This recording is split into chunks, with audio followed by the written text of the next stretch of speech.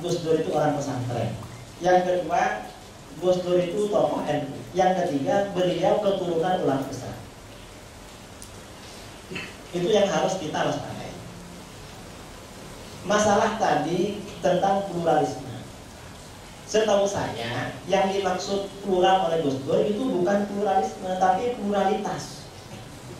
Artinya dalam kehidupan kita di mana saja ya, selain di Arab Saudi, memang pasti ada di sebagian kita yang non-muslim. Dan itu memang sudah terlanjur ada di sini, seperti orang Cina yang ada di Banda Aceh sudah jadi warga sini memang. Mau dikemanakan? Itu namanya pluralitas. Memang Gus Dur itu mungkin ada pandangannya yang salah, tapi yang saya kira pembelaannya terhadap umat Islam itu luar biasa. Ini karena kepandaian politik Gus Dur. Umat Islam yang ada di daerah mayoritas non-muslim, kalau mengaku anak buahnya Gus Dur itu dijaga oleh Gus Dur.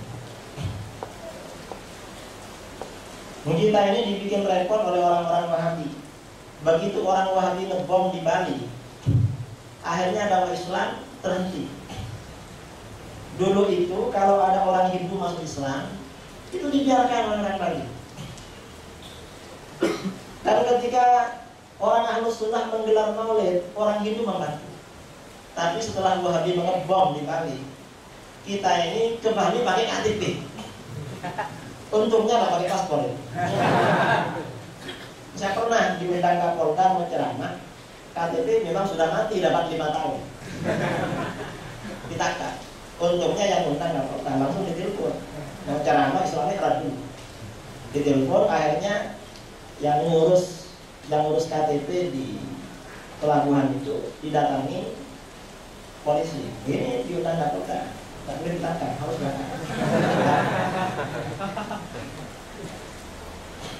Di Papua, umat Islam itu dilindungi asalkan mengaku anak buahnya Gus Dur. Jadi memang ada, ya kadanglah beliau itu memang keterlaluan. Kadang keliru ya. Tetapi memang apa? Ya orang Aceh, orang Minang. Ini setelah lahir kan tidak hanya tinggal di Aceh, setelah besar. Ada yang ke Malaysia, ada yang ke Manado, ada yang ke Papua, kemana-mana. Itu yang hidup di daerah-daerah yang Islamnya minoritas. Itu kalau mengaku anak buahnya Gus Dur aman. Memang luar biasa. Kita ini ya tidak bisa membaca Gus Dur hanya dari satu sisi. Saya ini bukan Gus Durian, kan ada kelompok yang Gus Durian seperti Gus Nuril setiap Natalan ceramah di gereja. Saya setuju seperti itu, karena itu termasuk kebablasan itu.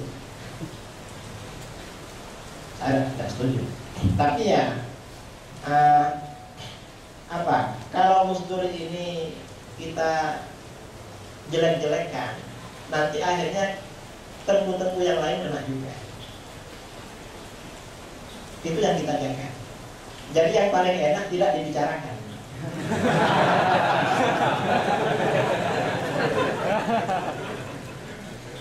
Ya.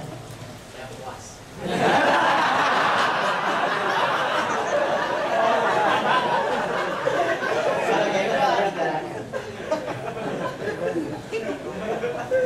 Lah orang awalnya dulu makamnya Kiai Hasyim Asy'ari itu tidak diziarahi. Makamnya Mbah Hasyim. Setelah Gus Dur meninggal, 5 komplek makan. Tambak beras, tebu ireng, kemudian beberapa 5 makan. Itu tiap hari puluhan bis. Ini kita bikin bingung. Katanya Gus Dur ini kafir, tapi yang berkunjung kok banyak itu. Kita ini belum tentu ada yang ziarah nanti. Yang mudah-mudahan beliau husnul khotimah. Itu harapan kita. Dan mudah-mudahan kita semuanya tetap istiqomah di manhaj Ahlus Sunnah wal Jamaah. Amin. Saya kira semua pertanyaan tadi bisa dijawab, cuma pertanyaan kedua kurang banyak karena butuh waktu yang panjang memang. Ada satu kitab khusus sekitar 500 halaman berjudul At-Tajsim fil Fikril Islami. Kalau dibaca mungkin bisa. Penulisnya Dr. Suhaib As-Saqqal dari Saudi Arabia. Terus ada lagi kitab Ibnu Taimiyah Laisa Salafiyan, karangan ulama Azhar Mesir. Jadi saya kira penting ya kitab-kitab yang muasir, kitab-kitab polemik ulama kita dengan ulama Wahabi kita kumpulkan, koleksi di perpustakaan lalu kita baca agar kita tidak terpengaruh dengan kelompok yang mengatakan Tuhan punya alamat palsu. Alamat tadi kan palsu. Itu menurut kita. Karena ini sudah berkembang di tengah-tengah masyarakat. Dalilnya Ar-Rahman 'alal 'arsy istawa. Pakai itu ya. Kita harus kembali kepada manhaj jumhur muslimin Asy'ariyah Maturidiyah. Saya rasa cukup dari saya. Mungkin cukup.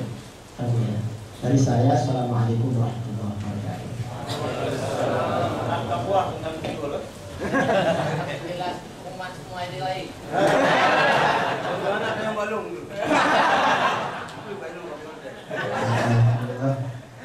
Selesai sudah pertemuan kita pada sore hari ini.